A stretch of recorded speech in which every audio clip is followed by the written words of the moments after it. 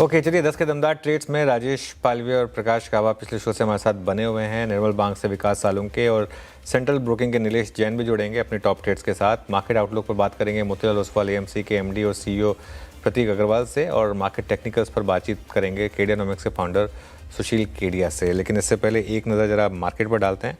और निफ्टी करीब करीब अभी भी 100 पॉइंट नीचे 26,080 के आसपास। बैंक निफ्टी ये भी करीब करीब 150 पॉइंट नीचे।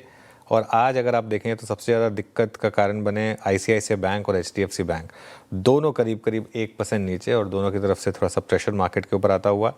इसके अलावा HDFC life, Tata Motors passenger vehicle, Adani ports, eternal, ये इस समय नीचे ट्रेड करते हुए। स्टॉक्स ऊपर हैं उनमें Asian paints, Maruti Suzuki. Maruti में इनफैक्ट एक बार ज़रा देखिए आप, इंटरडे में क्या शानदार मूव्स आ रहे हैं। मारुति अब डे हाई पर। इसके अलावा भारतीय Airtel, Eicher Motors, Bajaj housing finance आज का एक्सीडेंट ऑफ द डे करीब 8% नीचे अभी भी ट्रेड करता हुआ। हालांकि थोड़ी सी रिकवरी हो रही है अब यहाँ पर। एफएनओ स्टॉक्स में वोडाफोन आइडिया आज का टॉप एफएनओ गेनर 3%। इसके अलावा union bank, bank of Baroda, IDFC first bank, Canara bank, yes bank. तो मिड कैप बैंक्स में एक अच्छी खासी रैली आपको देखने को मिलेगी। स्टॉक्स जो नीचे हैं उनमें max financial, Uno Minda, ICICI Lombard, NBCC, camps, ये कुछ स्टॉक्स हैं जहाँ पर आपको हल्की सी गिरावट दिखाई देगी। चलिए फिर शेयर ट्रेड की शुरुआत करते हैं। बिल्कुल, ट्रेड्स की शुरुआत करते हैं और पालवे जी और गाबा जी हमारे साथ पिछले शो से मौजूद हैं। विकास सालुंके जी और नीलेश जैन जी हमारे साथ जुड़ रहे हैं। विकास जी, शुरुआत आपसे। स्वागत है आपका कार्यक्रम में। Good morning. और बताइए इस वक्त के दो ट्रेड्स क्या होंगे आपके? गुड मॉर्निंग श्रेया जी। देखो, ओवरऑल मार्केट का सेटअप थोड़ा सा वॉलेटिलिटी देखने मिल सकती है, बट स्टॉक पे से एक मुझे लगता है यहाँ पे एक स्ट्रांग मोमेंटम देखने मिलेगा। पहला मेरा बाय कॉल रहेगा के फिनटेक, जहाँ पे कल के सेशन में वॉल्यूम ब्रेकआउट हुआ था, तो के फिन यहाँ पे मुझे लगता है कि 1170 के टारगेट यहाँ पे आते हुए देखने मिल रहा है। एक अच्छा अपमूव यहाँ पे देखने मिल सकता है। 1070 का यहाँ पे स्टॉप लॉस लगा के इसको बाय किया जा सकता है। दूसरा बाय कॉल रहेगा ग्लैनमार्क फार्मा। ग्लैनमार्क फार्मा में हमने देखा है कि लास्ट 3 ट्रेडिंग सेशन में एक साइडवाइज और एक ब्रेकआउट पॉइंट के ऊपर खड़ा हुआ है, जहां पे 1945 का इंपॉर्टेंट ब्रेकआउट था। लास्ट 3 ट्रेडिंग सेशन में इसने 1945 को सस्टेन किया है क्लोजिंग बेसिस पे। मुझे लगता है यहाँ से एक अच्छा अपने देखने मिल सकता है, जो 2020 के टारगेट यहाँ पे आते हुए देखने मिल सकते हैं। 1930 का इंपॉर्टेंट सपोर्ट अभी यहाँ पे बन चुका है, तो 1930 के स्टॉप लॉस से ग्लैनमार्क फार्मा को यहाँ पे बाय किया जा सकता है। ओके, ग्लेनमार्क फार्मा और केफिन, ये दो काउंटर्स अच्छे लग रहे हैं। ग्लेनमार्क फार्मा में तो अच्छे मूव्स, और केफिन देखिए निचले स्तर से अच्छी रिकवरी वहां पे देखने को मिल रही है। खरीदारी की राय इन दोनों स्टॉक्स पर विकास जी की तरफ से। Nilesh Jain ji, good morning. आपका भी स्वागत है कार्यक्रम में। बताइए आपके दो ट्रेड्स क्या होंगे इस वक्त के? Very good morning to you. बिल्कुल देखिए, ऊपरी स्तरों से दबाव थोड़ा बहुत जरूर देखने को मिल रहा है इंडेक्स में, बट यहाँ पर stock specific again long side पर फोकस है। दोनों ही खरीदारी वाले काउंटर है। तो सबसे पहले जो स्टॉक लॉन्ग साइड में हमारे radar पर है वो है आईडीएफसी फर्स्ट बैंक। काफी अच्छा सेटअप है यहाँ पर। इनफैक्ट आज के सेशन में मिड कैप और स्मॉल कैप बैंकिंग स्पेस में काफी अच्छा मोमेंटम भी देखने को मिला है। तो आईडीएफसी फर्स्ट बैंक के इस पर्टिकुलर काउंटर को खरीदारी करने की सलाह दे रहे हैं। ऊपरी स्तरों पर 83 एंड 84.5, 83 और 84 रुपए 50 पैसे का ऊपरी स्तर पर टारगेट को ध्यान में रख के चलेंगे। निचले स्तरों पर आज के दिन के लोएस्ट लेवल लगभग 80 रुपए 50 पैसे के आसपास का स्टॉप लॉस रखना होगा। तो आईडीएफसी फर्स्ट बैंक ये हमारी ओर से एक प्रीफर्ड बेट होगी। उसके अलावा जो दूसरा स्टॉक हमारे radar पर है वो है इन्फो एज नौकरी। देखिए यहाँ पर भी काफी अच्छा बेस फॉर्मेशन बनता हुआ नजर आ रहा है। उसके बाद आज के सेशन में काउंटर ने काफी अच्छा ब्रेकआउट दिया है। तो इन्फो एज इस पर्टिकुलर स्टॉक को लॉन्ग करने की सलाह दे रहे हैं। 1430 एंड 1450, 1430 1450 तक की अपसाइड यहाँ पर देखने को मिल सकती है। 1350 का स्टॉप लॉस रखना होगा एंड इन्फो एज नौकरी को लॉन्ग करने की सलाह होगी। इन्फो एज नौकरी शानदार मूव्स इस पर्टिकुलर काउंटर में कल से ही हम देख रहे हैं। आईडीएफसी फर्स्ट बैंक पे भी खरीदारी की राय नीलेश जी की तरफ से। गाबा सर, बताएं आपके दो ट्रेड्स क्या होंगे? दो स्टॉक्स पसंद है मुझे इस वक्त, वो है एंजल वन।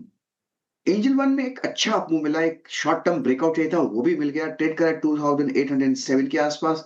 स्टॉप लगाएंगे 2765 पर, करीब 40 रुपीज का स्टॉप है। मेरे ख्याल से फर्स्ट टारगेट रहेगा 2900। आते जोन में हायर जोन देखने की पॉसिबिलिटी है एंजल वन। दूसरा स्टॉक जो पसंद है मुझे इस वक्त, आपने टाटा कंज्यूमर की बात की थी, यह है गोदरेज कंज्यूमर। सेटअप के हिसाब से इसमें रेसिलियंस है स्टॉक में, इसमें आपको मिलना चाहिए। ट्रेड करा है 1135 पर गोदरेज कंज्यूमर, स्टॉप लगाएंगे 1125 का 10 रुपए का। Near term target 1160 to 1170। I think 1160 एक रीजनेबल टारगेट रहेगा गोदरेज कंज्यूमर। ठीक है, एंजल वन और गोदरेज कंज्यूमर ये दो काउंटर्स गावस्कर को पसंद आ रहे हैं, खरीदारी की राय उनकी तरफ से भी। पालवे जी, आप भी दो ट्रेड्स खरीदारी की साइड ही देंगे? हाँ जी श्रेया जी, तो यहाँ पे पहला स्टॉक जो पसंद आ रहा है वो है संवर्धना मदरसन। यहाँ पे एक अच्छा ब्रेकआउट ऑलरेडी प्लेड होते हुए दिख रहा है, और जिस तरीके से स्टॉक में near term short term chart पे स्ट्रेंथ बना हुआ है, हमें लगता है ये स्टॉक में पोटेंशियल है 124 126 के टारगेट अचीव करने का। तो 124 126 के टारगेट के लिए संवर्धना मदरसन को बाय करने की सलाह। On the down side stop loss होगा करीब 117 के आसपास। दूसरा स्टॉक जो पसंद आ रहा है वो है मेटल स्पेस से, और उसमें हमें लगता है वेदांता पे भी यहाँ पे फोकस किया जा सकता है। स्टॉक डे हाई की तरफ अब ट्रेड करते हुए दिख रहा है, और अपने प्रीवियस स्विंग हाई को अब ये निगोशिएट करते हुए दिख रहा है। तो हमें लगता है यहाँ एक अच्छे ब्रेकआउट की तैयारी होते हुए दिख रही है। वेदांता में हम एक्सपेक्ट कर रहे हैं टारगेट बन सकते हैं जो करीब 545 555 की तरफ आते हुए दिख सकते हैं। On the down side stop loss होगा करीब 529 के आसपास। ओके, चलिए अब आगे बढ़ते हैं। हमारे साथ मार्केट आउटलुक पर चर्चा करने के लिए मोतीलाल ओसवाल एएमसी के एमडी और सीईओ प्रतीक अग्रवाल मौजूद हैं। प्रतीक जी बिजनेस में करीब 3 दशक का अनुभव रखते हैं, और सेल साइड में भी उनका लंबा तजुर्बा रहा है, और बाय साइड में भी अब काफ़ी अच्छी पकड़ रही है उनकी। प्रतीक जी, गुड मॉर्निंग। मार्केट में एक समय बिताया जहां पर नेगेटिव रिटर्न्स रहे, लेकिन उसके बाद पिछले 3-4 महीने से मूव अच्छे रहे हैं, खासतौर से जीएसटी कट के बाद। पिछला अर्निंग सीजन भी ठीक ठाक रहा, इस बार के ऑटो सेल्स भी अब तक ठीक ठाक रहे हैं। क्या एक नई तेज़ी की शुरुआत हुई है? आज ऑब्वियसली मार्केट नीचे है, लेकिन अदरवाइज क्या एक बुलिश व्यू बनेगा यहाँ पर मार्केट पर? मार्केट में इकोनॉमी में कई सारी पॉजिटिव चीजें हुई हैं ओवर लास्ट 1 ईयर। जो एक बड़ी वजह है मार्केट का एक जगह एक स्थिर रहना, वो है कि हमारा जो फंड रेज प्रोग्राम है, आईपीओ, क्यूआईपीज एक्सेट्रा, वो बहुत इंटेंस है। At a percentage of GDP शायद इंडिया आज के दिन दुनिया में सबसे ज्यादा आईपीओ इंटेंसिटी देख रहा है। आईपीओ जब मैं कह रहा हूँ तो क्यूआईपी वगैरह सारा आप जोड़ लें, जिसकी वजह से पूरा एक तरीके से प्रेशर वॉल्व है। जो भी पैसा मार्केट की तरफ आता है उसका प्राय पूरा या शायद उससे भी ज्यादा पार्ट आईपीओ में चला जा रहा है। इसका मतलब यह है कि ब्रॉड मार्केट में आईपीओ फंड करने के लिए कुछ हद तक बिकवाली करनी पड़ती है। दूसरा जो एक और पहले पार्ट को समाप्त करते हैं, आईपीओ की जो जो इंटेंसिटी है वो शायद अब पीक आउट हो जाए। दिसंबर में करीबन 30,000 करोड़ का आईपीओ है, उसके बाद शायद थोड़ा घटने लगे, तो आगे की तरफ आपको शायद थोड़ी पॉजिटिविटी दिखे। दूसरा जो हुआ है वो ये कि गोल्ड एंड सिल्वर में काफी अच्छी उछाल आई है, तो जिसके चक्कर में बहुत सारे लोग, बहुत सारे इन्वेस्टर जो शायद अदरवाइज इक्विटी में डालते पैसा, वो गोल्ड एंड सिल्वर की तरफ चले गए हैं। 3,000 करोड़ जो एसेट क्लास लेता था ऑन दी फाइनेंशियल साइड, अब पिछले 2 महीने में 9,000 15,000 करोड़ की उसमें रन रेट देखी गई है। नवंबर के नंबर आने बाकी हैं, तो अगर वहां पे थोड़ी सी कंसोलिडेशन का फेज आए तो शायद वापस इक्विटी की तरफ लोग ज्यादा देखें। तीसरा जो हुआ है वो ये कि हमारे यहाँ ट्रेड डील नहीं हुई है, जिसके कारण एक सेंटिमेंटल ओवरहैंग डेफिनेटली बना हुआ है। अगर वो होती है तो शायद एक वर्चुअस साइकिल, जिसमें अगर वो अच्छी डील होती है, it's a deal at the end of the day, if it is a win win deal, then एक वर्चुअस साइकिल आपको शायद देखने को मिले, जिसमें करेंसी में शायद थोड़ी तेजी आए, जो 90 की तरफ जा रहा है एक करेक्शन आए, और वो शायद आरबीआई को ढाढ़स दे कि भाई रेट कट किया जा सकता है, लिक्विडिटी इंक्रीज की जा सकती है, and that will be a good nice tailwind for the market. Prateek ji, market की रैली को क्लियरली लीड कर रहे हैं बैंक्स, और शानदार मोमेंटम रहा है खासतौर से पीएसयू बैंकों में। यहाँ पर आपका क्या व्यू होगा, पीएसयू बैंकों में भी और साथ ही ओवरऑल इवन प्राइवेट बैंक्स में? नहीं, सो बराबर बात है। ये क्षेत्र जो है वो देखा जाए तो थोड़ा सस्ता हो गया था, तो थोड़ा सा बाउंस बैक आना लाजमी था। पर अगर मान लीजिए 25 से 50 पिप की रेट कट आती है आरबीआई की, तो जो एक बहुत बड़ी अटकलें लगाई जा रही हैं कि बैंक की जो निम्स हैं वो अब बॉटम आउट हो गई हैं, उनमें शायद एक रीसेट होगा।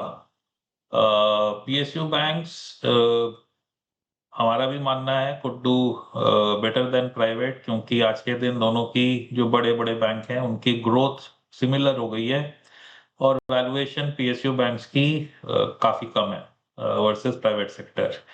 तो may be PSU win over large private today is one sense, and plus government ने भी कुछ अच्छी चीजें बोली हैं एफपीआई पार्टिसिपेशन बढ़ाने के लिए इस क्षेत्र में, तो उसका बेनिफिट हो सकता है। पर अगर आरबीआई की रेट कट आती है तो हमें लगता है कि शायद एनबीएफसीज को बेनिफिट होगा, पीएसयूज को या बैंकों को फिर से एक राउंड ऑफ निम सस्टेनेंस के लिए फाइट करनी पड़ेगी। तो थोड़ा सा शायद ये प्रीमेच्योर है। ओके, प्रतीक जी गुड मॉर्निंग। श्रेया बात कर रही हूँ। मेरा सवाल भी हालांकि आरबीआई पॉलिसी पर ही था। थोड़ा आपने कहा कि हो भी सकता नहीं भी हो सकता, और जिस तरीके से जीडीपी के आंकड़े आए हैं तो कई सारे अब जो एक बड़ा तबका है जो ये मान के चल रहा है शायद अब रेट कट ना हो। आपका स्टैंड क्या है आरबीआई पॉलिसी को लेकर? क्या एक्सपेक्टेशंस कर रहे हैं आप? नहीं, देखिए, एक बड़ा रीजन रेट कट का ये होता है कि रेट कट किया जा सकता है। अगर इन्फ्लेशन कम है तो वाई चार्ज मोर। इन्फ्लेशन कम है, इसका मतलब ये है कि इकोनॉमी में अभी भी जगह है ग्रोथ लाने की। इंडिया बाकी कंट्री से भिन्न है। हमारे यहाँ हम 6, 7, 8% की ग्रोथ निकालते हैं, पर हमारे अभी भी अनएम्प्लॉयमेंट परसेंटेज बहुत हाई है। तो कुछ भी चीज जो कि बिना इकोनॉमी को ओवरहीट किए एम्प्लॉयमेंट को एड करती है is a part of policy making. जो ये सोचना कि ग्रोथ आ रही है तो रेट ना बढ़ाएं, वो वेस्ट का सोच हो सकता है, जहां पे एम्प्लॉयमेंट प्राय 100% होती है। तो मेरे को नहीं लगता कि जस्ट बिकॉज हमको एक अच्छा इकोनॉमिक डेटा आ गया है तो आरबीआई रेट नहीं काटेगा। मेरे हिसाब से आरबीआई को जो होल्ड कर रहा है वो रुपए की वीकनेस होल्ड कर रही है। एफपीआई में कोई कंसिस्टेंसी नहीं है। सो अगर आपको रुपए को थोड़ा भी एक जगह स्टेबल रखना है तो उसमें rates are important part of equation. अगर इसी वजह से अगर आपको डील मिलती है और विन विन डील होती है तो रुपए में संभाल आएगा और वो आरबीआई को इनेबल करेगा एक और अग्रेसिव रेट कट करने के लिए, ऐसा मेरा मानना है। इकोनॉमिक ग्रोथ तो चाहिए, हमारे यहाँ इतने सारे लोग अनएम्प्लॉयड हैं, एम्प्लॉयमेंट की चाह रखते हैं, तो ग्रोथ तो चाहिए। अगर ग्रोथ ओवरहीट नहीं कर रही है इकोनॉमी को तो of course we should do everything to spur it. तो आप मान के चल रहे कि होना चाहिए, संभव है रेट कट। प्रतीक जी, हमने पीएसयू बैंकिंग स्पेस, साथ ही एनबीएफसीज चर्चा की, साथ ही ऑटो स्पेस ने भी पिछले कुछ सत्रों से अच्छा परफॉर्म किया, और जो आंकड़े आए सामने सेल्स डेटा वो भी काफ़ी इंप्रेसिव थे। आपको निफ्टी ऑटो भी कैसा लगता है? और साथ ही अगर आपको सेग्रीगेट करना हो 2 व्हीलर या 4 व्हीलर स्पेस में तो कौन सा बेहतर नजर आ रहा है? देखिए, ऑटो में एक बड़ी टेलविंड आई जीएसटी कट की, और फेस्टिवल सीजन की सेल्स बहुत स्ट्रॉन्ग थी। शायद लोगों की इन्वेंट्री साफ हो गई। हमारा यहाँ पे मानना है कि जिन ऑटो मेजर्स की ईवी की स्ट्रैटेजी अच्छी है और समझ आती है, वहां पे देखना चाहिए, क्योंकि अगर आप ओवरऑल बाजार देखोगे तो ईवी का परसेंटेज ओवरऑल सेल्स में बढ़ता जा रहा है। और इसमें एक टाइम आएगा जब ये हॉकी स्टिक की तरह बढ़ेगा, जब लोग देखेंगे कि यहाँ पे ट्रबल नहीं है, राइड एक्सपीरियंस बहुत ज्यादा अच्छा है, चार्जिंग पॉइंट्स बन गए हैं। तो जो भी चीजें आज के दिन लोगों को ईवी खरीदने से रोकती हैं एज दे गेट एड्रेस्ड, यहाँ पे स्विच एक बहुत जबरदस्त आने वाला है। तो जो गाड़ी वाले चाहे 4 व्हीलर बना रहे हों या 2 व्हीलर बना रहे हों, उनकी आपको ईवी स्ट्रैटेजी कम समझ में आ रही है या नहीं समझ में आ रही है, मेरे ख्याल से वहाँ से दूर रहना चाहिए। भले ही जीएसटी की वजह से 1 आध 2 महीना उनकी सेल्स काफ़ी स्ट्रॉन्ग रही हों और 3-4 महीने स्ट्रॉन्ग रह सकती हैं, उसमें कोई अपवाद नहीं है। पर अल्टीमेटली क्या हम इंजन वाले गाड़ियाँ 10 साल चलाएँगे, 15 साल चलाएँगे? अगर नहीं तो इनकी वैल्यूएशन में 15, 20, 25 की जो पीई है वो रिकवर नहीं होती है। ओके, तो आपको देखना है कि अगर ईवी फ्यूचर है तो कौन-सी कंपनी का EV strategy is in place, कौन-सी कंपनी माल बेच पा रही है ईवी का ग्राहकों को। ओके, चलिए बहुत-बहुत शुक्रिया प्रतीक जी आज हमारे साथ जुड़ने के लिए और अपना व्यू रखने के लिए। एक काम करते हैं, आज बजाज हाउसिंग फाइनेंस आज का एक्सीडेंट ऑफ द डे, आज सुबह हमने बात भी की थी और एक वक्त पर जोर-शोर से आए आईपीओ का भाव आज आधा हो गया है लिस्टिंग डे के बाद के हाई से। एक बार इसका 2 साल का चार्ट रखिएगा वापस। जी हाँ, जहाँ लिस्ट हुआ था वहाँ से ये स्टॉक आधा हो गया और अगर आपने लिस्टिंग के बाद लिया है तो आप बुरा फंसे हैं यहाँ पर। और वो पूरा का पूरा हो हल्ला जो था, आपको इसकी बात भी नहीं कर रहे। उस समय की बात है जब ये रिकॉर्ड आईपीओ था, आपको याद होगा, और 4 लाख करोड़ का सब्सक्रिप्शन मिला था। हॉर्मास से जानते हैं सारे डिटेल्स, काफ़ी इंटरेस्टिंग रिसर्च की हॉर्मास ने। हॉर्मास, गुड मॉर्निंग, बताइए। गुड मॉर्निंग अनुज। और जैसे आप कह रहे थे कि बहुत हल्ला मचा था इस बारे में और सबसे ज़्यादा बोली लगने वाला आईपीओ बजाज हाउसिंग था जब सितंबर 2024 में इसका इशू आया था। 6,500 करोड़ का इशू था। इशू की बात हम करेंगे थोड़ी देर में, लेकिन पहले आप इसकी प्राइस देखिए। 52 हफ्तों के शिखर से आधा हो चुका है, जैसे अनुज भी कह रहे थे। 70 रुपये की इसकी आईपीओ प्राइस थी। पोस्ट लिस्टिंग हाई कुछ ही दिनों में, लिस्टिंग के बाद 188 का हाई पोस्ट लिस्टिंग के बाद उन्होंने बनाया था और अब जाकर के ये शेयर जो है आज अपने 52 वीक लो यानी कि 95 रुपये पर आकर खड़ा हो गया है। प्रमोटर्स ने आज लगभग 2.25% हिस्सा बेचा है ब्लॉक डील के जरिए, लेकिन अगर आप इसे देखें तो अब अपने आईपीओ प्राइस के नजदीक अब बजाज हाउसिंग फाइनेंस आता जा रहा है। इसकी अगर हम शेयर होल्डिंग अगर देखें तो म्यूचुअल फंड्स का इसमें अभी कोई ज़्यादा हिस्सा है नहीं, तो इसमें फंसा कौन? फंसा इसमें रिटेल शेयर होल्डर। अब अगर इसको हम सितंबर का अगर शेयर होल्डिंग देखें तो उसमें रिटेल शेयर होल्डिंग जो थी वो लगभग 16 लाख रिटेल शेयर होल्डर्स थे, जिनकी कुल हिस्सेदारी कुछ 6% की थी बजाज हाउसिंग फाइनेंस में। और अब अगर इस महीने का सितंबर का शेयर होल्डिंग, इस साल का सितंबर का शेयर होल्डिंग अगर हम देखें तो उसके बाद अब ये रिटेल शेयर होल्डिंग बढ़कर लगभग 24 लाख शेयर होल्डर्स जो है रिटेल शेयर होल्डर्स, जिनकी लगभग 8% हिस्सेदारी इस कंपनी में है। अभी भी प्रमोटर्स का आज का हिस्सा बेचने के बाद अभी भी 86% हिस्सा है, यानी कि अभी भी और 11.25% हिस्सा उन्होंने बेचना बाकी है। ये एक बड़ा ओवरहैंग कंपनी के लिए बना रहेगा। 6,500 करोड़ का ये आईपीओ था। इसकी सब्सक्रिप्शन बहुत दमदार हुई थी। लगभग 200 गुना QIB का पोर्शन सब्सक्राइब हुआ था, रिटेल पोर्शन 7 गुना सब्सक्राइब हुआ था और अब जाकर के जो है इस तरह की प्राइस एक्शन हमें देखने मिल रही है। तो ये एक बड़ा ओवरहैंग अभी भी बजाज हाउसिंग फाइनेंस में बना रहेगा और इस वजह से स्टॉक आज का एक्सीडेंट ऑफ द डे है। निचले स्तरों से थोड़ी सी रिकवरी, लेकिन अभी भी 52 वीक लोज के बहुत करीब बजाज हाउसिंग। बिल्कुल, बजाज हाउसिंग फाइनेंस काफ़ी दिक्कत में ये स्टॉक इस समय। शुक्रिया आप हॉर्मास ये पूरी जानकारी रखने के लिए हमारे सामने। चलिए अब हमारे साथ जेएम फाइनेंशियल सर्विसेज के डायरेक्टर और head of research Rahul Sharma मौजूद हैं। राहुल जी, गुड मॉर्निंग, शुक्रिया हमारे साथ जुड़ने के लिए। Good morning. कल होनी थी आपसे बात, लेकिन कल बात हो नहीं पाई, वो प्राइम मिनिस्टर जी की स्पीच आ गई थी। अच्छा बताइए, अब निफ्टी और बैंक निफ्टी हमने एक मैसिव रैली देखी पिछले 2-3 दिन से, लेकिन जो हम एकदम एग्जैक्ट ऑल टाइम हाई पर आकर अटके हैं उसे आप कैसे देख रहे हैं? जी देखिए अनुज, कहीं ना कहीं थ्रस्ट मिसिंग है मार्केट में। शायद मार्केट को जो ट्रिगर्स चाहिए वो नहीं मिल रहे, शायद जो शॉर्ट कवरिंग चाहिए मार्केट को वो नहीं मिल रही है। तो कल हमने देखा bank Nifty officially senior citizen हुआ, 60,000 का लेवल क्रॉस हुआ, लेकिन फॉलो अप बाइंग नहीं है। निफ्टी में नया हाई लगने के बाद सिमिलर स्टोरी है। तो मेरा ये मानना है कि ये जो ग्राइंड है मार्केट में, रेंज बाउंड ग्राइंड जो है ये मार्केट में जारी रहेगा। अगर आज का स्पेसिफिक सेटअप देखें तो इंट्राडे का जो बायस है वो बेरिश है और पोजिशनली अगर हम देखें तो 25,800 25,500 ये मेजर सपोर्ट्स है निफ्टी में। ऊपर में ऊपर की स्टोरी इनफैक्ट इजी है, 26,300 26,500 मल्टीपल लेवल से ऊपर में। लेकिन जहां तक पोजिशनल सेटअप है मार्केट का, बाय ऑन डिप की रणनीति रखी है। थोड़े ग्रीन शूट्स जरूर है जहां पर हमें लग रहा है कि एक पॉसिबिलिटी है कि जो ब्रॉडर मार्केट में लैगिंग एक तरह से नेचर रहा है मार्केट का, ये रिकवरी देखने को मिले, यानी कि स्मॉल कैप्स और मिड कैप जो अंडर, खास करके स्मॉल कैप जो अंडर परफॉर्म कर रहे हैं और काफी सारे जो पोर्टफोलियोज है वो भी मार्केट में पार्टिसिपेट नहीं हुए, वहां पर एक छोटा ग्रीन शूट हमने देखा है वीकली बेसिस पर बनते हुए, जो हो सकता है आने वाले 2 से 3 हफ्तों में आपको मोमेंटम में कन्वर्ट होता हुआ दिखे। तो थोड़े फिंगर्स क्रॉस रखिए, मेरे हिसाब से मार्केट शायद वो ट्रिगर का वेट कर रहा है, जैसे ही वो आ जाता है आई थिंक एक एक मोमेंटम बेस्ड रैली मार्केट के अंदर शुरू होनी चाहिए।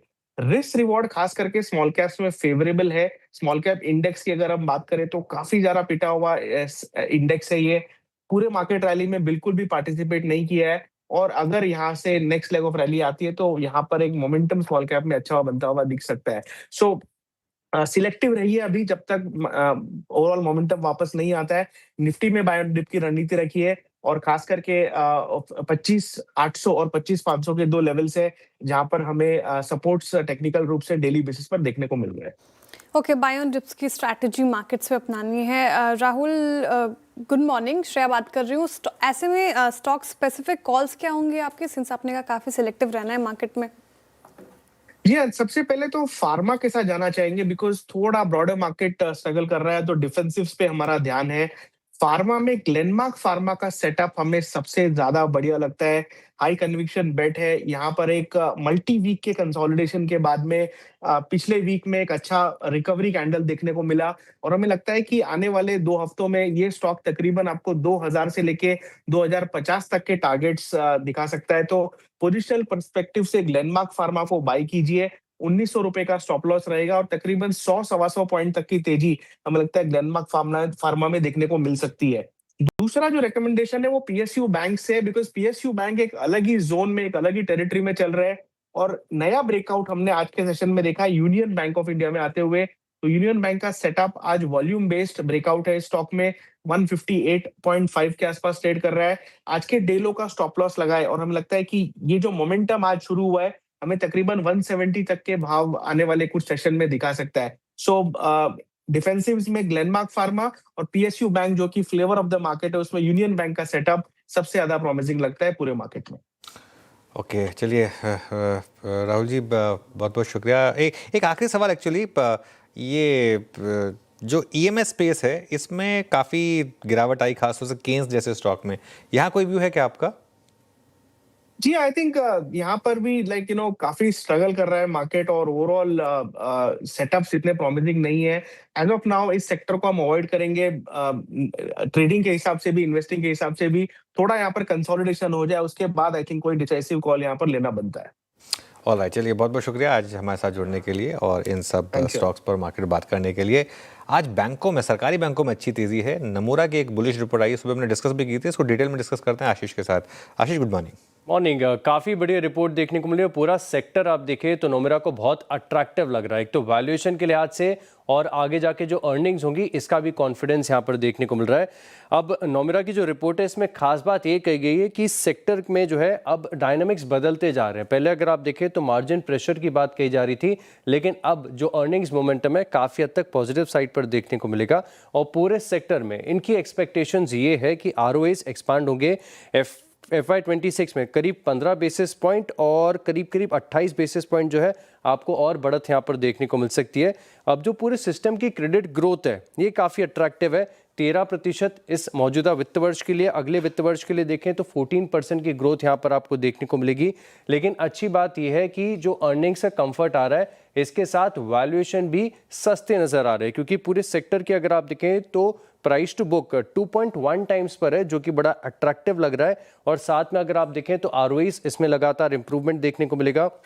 ईपीएस जो है जो ज़्यादातर बैंकों की काफ़ी बढ़िया, यानी री रेटिंग की पूरी पॉसिबिलिटी लग रही है पूरे के पूरे बैंकिंग स्पेस में।